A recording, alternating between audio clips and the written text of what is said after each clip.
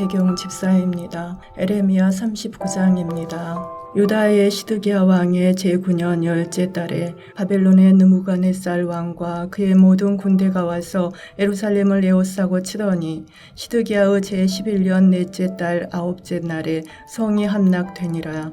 예루살렘이 함락됨에 바벨론의 왕의 모든 고관이 나타나 중문에 앉으니 곧 네르갈 사레셀과 삼갈레부와 내시장 살스기민이 네르갈 사레셀은 궁중장관이며 바벨론 왕의 나머지 고관들도 있더라.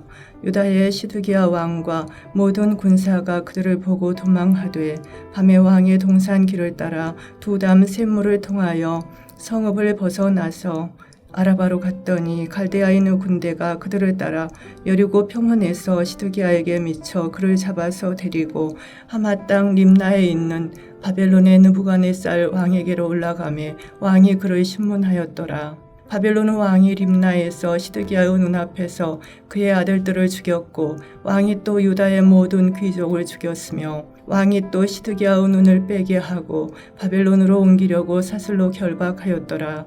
갈대아인들이 왕궁과 백성의 집을 불사르며 예루살렘 성벽을 헐었고 사령관 느부사라단이 성중에 남아있는 백성과 자기에게 항복한 자와 그 외에 남은 백성을 잡아 바벨론으로 옮겼으며 사령관 느부사라단이 아무 소유가 없는 빈민을 유다 땅에 넘겨두고 그날의 소도원과 밭을 그들에게 주었더라. 바벨론의 느부갓네살 왕이 에레미야에 대하여 사령관 느부사라단에게 명령하여 이르되 그를 데려다가 선대하고 해하지 말며 그가 내게 말하는 대로 행하라. 이에 사령관 느부사라단과 내시장 느부사스반과 궁중장관 네르갈 사레셀과 바벨론 왕의 모든 장관이 사람을 보내어 에레미야를 감옥들에서 데리고 사반의 손자 아이감의 아들 그다랴에게 넘겨서 그를 집으로 데려가게 하매 그가 백성 가운데에 사니라. 에레미야가 감옥들에 갇혔을 때에 여호와의 말씀이 그에게 임하니라. 이르시되 너는 가서 구스인 에벤멜렉에게 말하기를 만군의 여호와 이스라엘 하나님의 말씀에 내가 이 성에 재난을 내리고 복을 내리지 아니하리라 한 나의 말이 그날에 내 눈앞에 이루리라. 여호와의 말씀이니라. 내가 그날에 너를 구원하리니 내가 그 두려워하는 사람들의 손에 넘겨지지 아니하리라. 내가 반드시 너를 구원할 것인즉 내가 칼에 죽지 아니하고 내가 노량물같이 내 목숨을 얻을 것이니 이는 내가 나를 믿었음이라. 여호와의 말씀이니라 하시더라. 하늘에 계신 우리 아버지여, 이름이 거룩히 여김을 받으시오며 나라가 임하옵시며 뜻이 하늘에서 이룬 것 같이 땅에서도 이루어지이다. 오늘날 우리에게 일용할 양식을 주옵시고 우리가 우리에게 죄 지은 자를 사하여 준 것 같이 우리 죄를 사하여 주옵시고 우리를 시험에 들게 하지 마옵시고 다만 악에서 구하옵소서. 대개 나라와 권세와 영광이 아버지께 영원히 있사옵나이다. 아멘.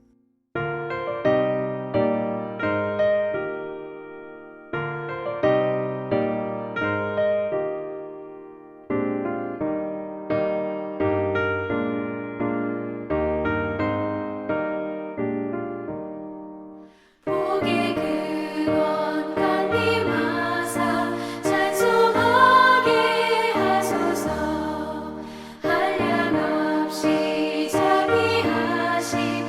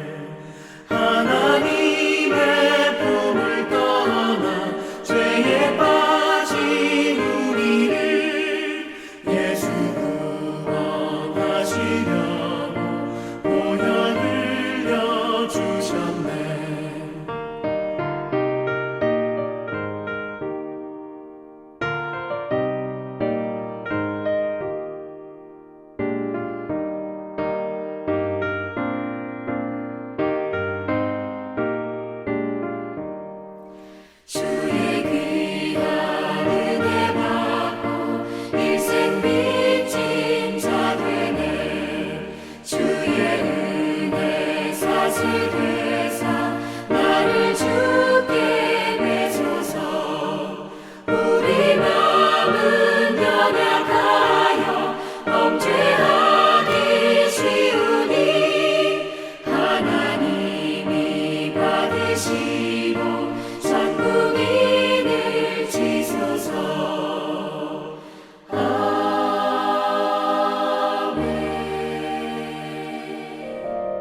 하나님의 말씀은 열왕기상 22장 41절로 53절까지의 말씀입니다. 41절에서 44절까지의 말씀 제가 읽도록 하겠습니다.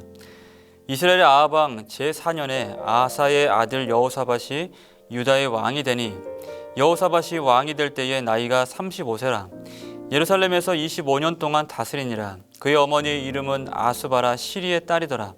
여호사밧이 그의 아버지 아사의 모든 길로 행하며 돌이키지 아니하고 여호와 앞에서 정직히 행하였으나 산당은 패하지 아니하였으므로 백성이 아직도 산당에서 제사를 드리며 분향하였더라.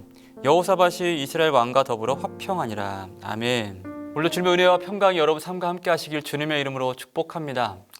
한경직 목사님 아시죠? 돌아가신 지 꽤 됐는데 종교의 어떤 그 노벨상이라 불리는 템플턴상을 받았던 인물입니다. 한경직 목사가 가족들에게 남긴 유언이 많은 사람들에게 읽히고 또 화제가 되었죠. 그가 남겼던 유언의 한 대목을 제가 좀 읽어드리겠습니다. 이 세상은 하루하루 살아가는 것이 그저 나그네가 길 가는 것과 같은데 내가 길을 가면서 꽃씨를 뿌릴 수가 있어. 꽃씨를 뿌리면 내가 지나간 길에 꽃이 많이 필 것이다. 또 이 다음에 꽃이 피면 열매도 맺을 것이다. 그러나 내가 지나가는 길에 혹 좋지 못한 씨를 뿌리면 잡초가 날 뿐이야. 꽃씨를 뿌리면서 길을 걷는다. 참 시적인 표현이죠. 꽃씨를 뿌리면서 내가 길을 걸으면 내가 지나온 길에 꽃이 피고 그 길은 꽃길이 될 것이다 라고 얘기를 합니다. 반면 좋지 못한 씨앗을 뿌리면서 그 길을 걸으면 내가 지나온 길은 잡초가 무성한 길이 될 것이다 라는 표현을 하는 것이죠. 여러분, 그 사람이 어떤 인생을 살았는가를 알려면 모든 사람들은 사실은 다 죽음이란 어떤 그런 한계 가운데 다 동등한 어떤 그런 시간을 맞이하게 되잖아요. 죽고 나면 많은 사람들이 그 사람의 길을 평가합니다. 그 사람이 어떤 길을 걸었는지, 또 어떤 삶을 살았는지, 어떤 인생을 남기고 어떤 흔적을 남겼는지와 같은 것을 평가하게 되죠. 그 사람이 어떤 길을 어떤 인생 살았는가를 보면 사실은 그 사람의 어떤 그런 인생의 어떤 하루하루의 삶 가운데 어떤 생각을 하고 또 어떤 선택을 하고 살았는지를 볼 수 있게 되죠. 그런 의미에서 우리가 어떤 길을 만들고 또 어떤 삶을 살 것인가는 오늘의 나의 선택과 결정에 달려있다고 해도 과언이 아닙니다. 어떤 결정을 해야 될까요? 한경림 목사의 말처럼 선한 씨앗을 뿌리고 선한 씨를 심는 어떤 그런 결정들, 영원한 것들을 심고 영원한 것들을 거두기 위해서 애쓰는 삶, 이와 같은 삶을 우리가 선택할 때에 하나님께서 우리의 걸어온 모든 길에 아름다운 꽃길이 되게 하실 줄로 믿습니다. 아무쪼록 저와 여러분들의 삶이 또 우리가 지나가는 인생이 그와 같은 아름다운 꽃길로 우리 후대에게 남겨지게 되길 주님의 이름으로 축복합니다. 자, 오늘 말씀은 이제 드디어 남유다 왕을 잠깐 소개하는 내용으로 이제 열왕기상 내용이 맞춰지게 됩니다. 여호사밧 왕의 인생을 잠깐 소개를 하는데요. 그는 어떤 길을 걷는, 그리고 또 어떤 삶을 살았던 왕이었을까요? 우리가 두 가지로 그의 삶을 한번 조망해 보았으면 좋겠습니다. 첫째로 여호사밧은 그의 아버지의 길을 걸었던 인물이었다라고 얘기를 합니다. 43절 보시죠. 여호사밧이 그의 아버지 아사의 모든 길로 행하며 돌이키지 아니하고. 아멘. 서두에 말한 것처럼 앞선 사람이 어떤 길을 만들어 가느냐가 너무나 중요합니다. 왜냐하면 그 후대가 또 그 앞선 자의 길을 걷게 될 것이기 때문에 그렇죠. 여호사밧이 그랬습니다. 그리고 그의 아버지의 길을 따라서 살았던 인물이었습니다. 그의 아버지 아사의 길이란 어떤 길을 의미하는 것일까? 역대하 14장 2절 말씀 보면 아사가 그의 하나님 여호와 보시기에 선과 정의를 행하여 라고 얘기를 합니다. 아사는 하나님 앞에서 선과 하나님의 정의로 왕의 직무를 다 감당했던 사람이었던 다고 말씀합니다. 그가 성과 정의의 길을 걸었다는 것은 곧 하나님의 언약에서 떠나지 않고 하나님 말씀의 길을 걸었다는 것을 의미하는 것이죠. 그러니까 여호사밧 역시 아버지가 보여주었던 그 모습 그대로 말씀의 길을 걸었다라고 성경은 그를 평가하고 있는 것입니다. 특별히 여러분, 부모는 자녀들에게 바른 길을 보여줘야 될 책임과 의무가 있죠. 성경은 자녀들에게 하나님의 말씀을 부지런히 가르치라고 말씀을 합니다. 신명기 6장 여러분 잘 아시는 말씀이잖아요. 6장 7절 말씀 보면 내 자녀에게 부지런히 가르치며 집에 앉았을 때든지 길을 갈 때든지 누워 있을 때든지 일어날 때든지 이 말씀을 강론할 것이다 얘기합니다. 집에 앉아서 쉴 때에도 또 길을 걸어갈 때에도 누워 있을 때도 침상에서도 하나님의 말씀을 부지런히 가르치라라고 말씀합니다. 이것을 우리에게 명령으로 주신 거예요. 자기 자식이 여러분 잘못된 길을 가거나 잘못되길 바라는 사람은 아마 한 사람도 없을 겁니다. 모두가 우리의 자녀가 잘 되고 또 강건하고 축복된 길을 살기를 원하죠. 여러분, 그러기 위해서는 부모는 자녀들에게 부지런히 가르쳐야 됩니다. 이건 잔소리를 많이 하라는 얘기가 아닙니다. 하나님의 말씀을 알려주고 하나님이 유일하신 하나님인 것과 그를 경외하는 자에게 어떻게 복을 주시고 그를 미워하는 자에게는 어떻게 저주하시는지 하나님 말씀에 근거해서 하나님 말씀을 부지런히 가르쳐야 될 책무와 의무가 있다는 것이죠. 그것이 곧 우리 자녀의 길을 아름답게 한다는 것입니다. 여러분, 어떻게 하는 것이 바른 길을 보여주는 것일까요? 부모가 먼저 말씀대로 사는 모습을 보여줘야 되는 것이죠. 여러분, 성경에서 제자를 삼고 제자를 가르쳐 지키게 하나님의 말씀을 가르쳐 지키게 한다는 것은 결국 제자의 삶을 보여준다는 것을 의미하는 겁니다. 말로만이 아니라 삶을 통해서 하나님의 말씀을 사랑하고 하나님을 사랑하고 그 뜻대로 살아가는 모습을 보여줄 때에 그 모습을 보고 뒤따라서 자녀들이 그 길을 따라 걷는 거죠. 만일 부모가 매일같이 잘못된 선택과 잘못된 말과 행동을 하면서 하나님을 가르치려고 한다면 자녀들은 그 말을 듣지 않을 겁니다.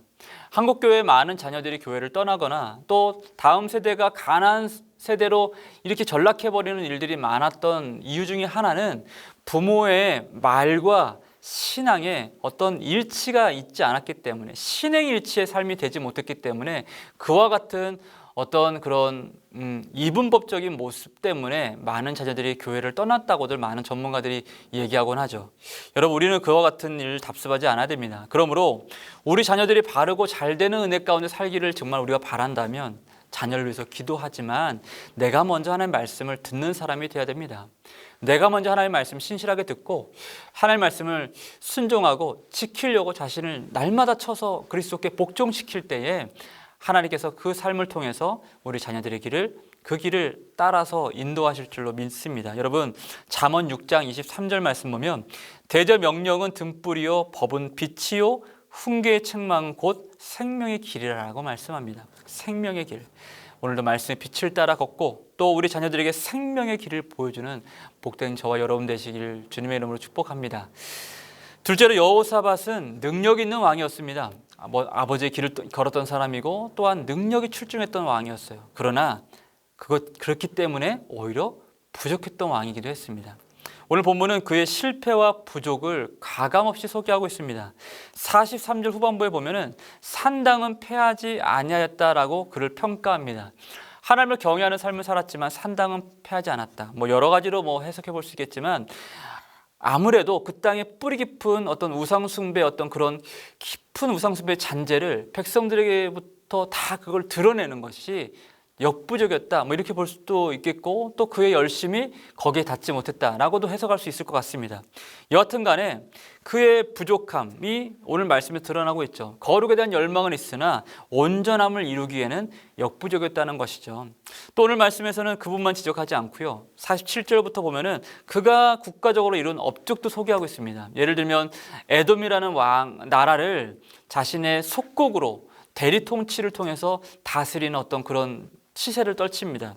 또 금무역을 활성화하기 위해서 배를 지어 건조해가지고 금무역을 시도했던 어떤 그런 모습들도 보게 되죠. 물론 선조 다윗이나 솔로몬 때와는 비교할 수 없는 어떤 그런 번영이었겠지만, 그럼에도 불구하고 오늘 말씀을 통해서 봤을 때 어느 정도 이 사람을 통해서 부강한 나라를 이루고 있었다라고 또 평가해 볼 수 있는 것이죠.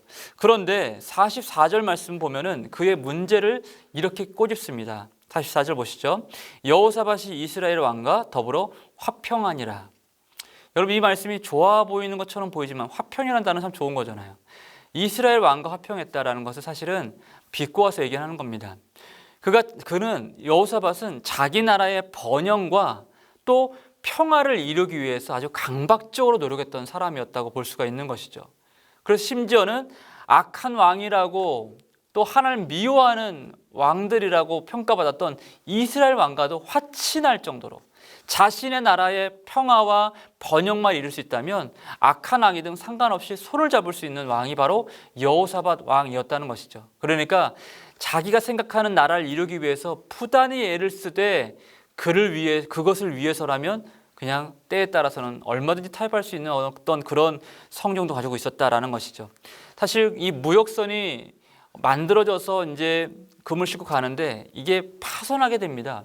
나중에 다른 말씀을 보면 이것이 하나님의 징계였다고 성경은 고발하고 있죠. 여러분, 그는 의욕도 있었습니다. 나라를 지키고자 하는 의욕도 있었고 또 번영을 이루고 평화를 지키고자 하는 어떤 그런 능력도 있었던 왕이었습니다. 그러나 오히려 그것이 부족함이었던 것이죠. 여러분, 신약의 말씀 보면은 부자 관원, 부자 청년이라고 소개했던 사람이 예수님 나와서 얘기를 하잖아요. 어떻게 하면 영생을 얻을 수 있습니까? 이와 같이 하라라고 말씀하신 것에 근심하며 돌아갔다고 얘기를 합니다. 그때 예수님께서 그에게 말씀하죠.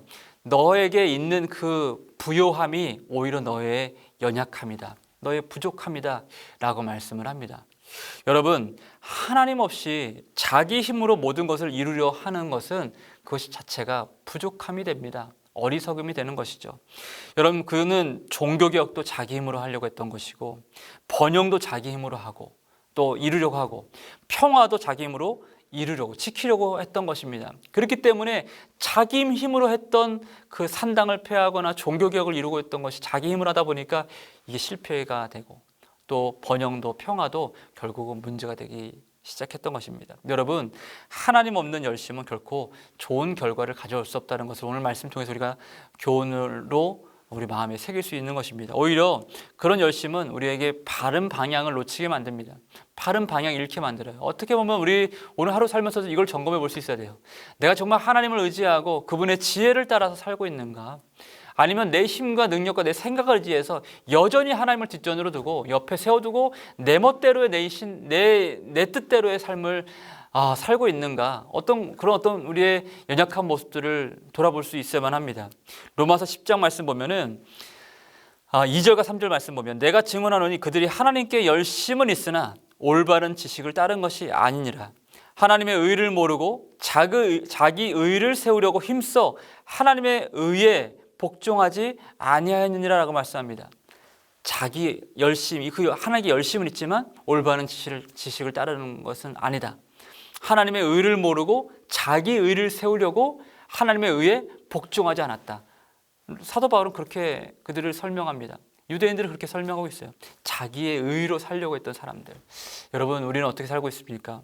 여러분, 진짜 능력은 자기 힘, 자기 능력이 아니라 진짜 능력은 하나님께 복종함에 있습니다. 진정한 능력은 순종에서 나온다고 해도 과언이 아닌 것이죠.